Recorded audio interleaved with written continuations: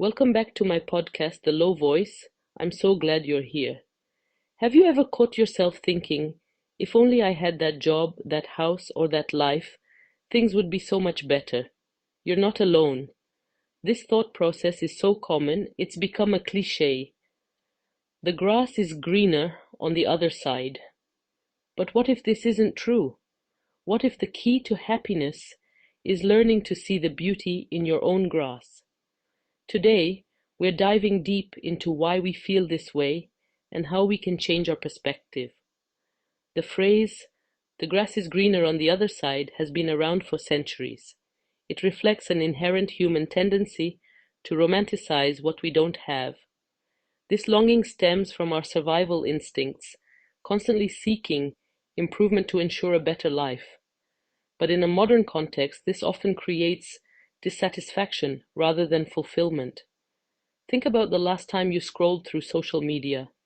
Did you see a friend on vacation and think, wow, their life looks amazing? Now consider, how often do you share your own struggles online? Rarely, right? That's the trap. Psychologists explain that we're wired to compare ourselves to others as a way to gauge our own success. Unfortunately, we often compare our behind the scenes to someone else's highlight reel. We also tend to project our desires onto what we see, assuming that someone else's life is problem-free simply because it looks good from a distance. Platforms like Instagram and TikTok have turned this mindset into a daily habit. We're bombarded with curated snapshots of perfect vacations, spotless homes, and achievements. And yet we rarely stop to think, what's happening behind that glossy photo? Studies show that heavy social media use increases feelings of inadequacy and envy. Often, when we finally reach the other side, we realize it's not as green as we imagined.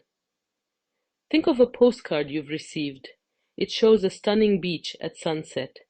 But when you visit, it's crowded, the weather is unpredictable, and the reality is far from that photo.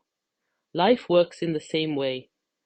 What if the grass is greener where you water it? If we invested the same energy into nurturing our own lives that we spend on longing for someone else's, imagine the growth we could see. It's about shifting the focus from comparison to gratitude.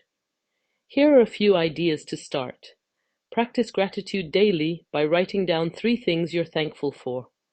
Limit social media use, especially when you're feeling vulnerable. And take time to celebrate small victories in your own life. These small steps can help you see your own grass as vibrant and full of potential. At the end of the day, the grass will always look greener elsewhere if you're not paying attention to your own. So, the question isn't whether the grass is greener on the other side. The question is, what are you doing to make your own grass thrive? Take a moment today to appreciate something about your own life. Snap a photo, write it down, or simply sit with it. And let me know, what makes your grass green today?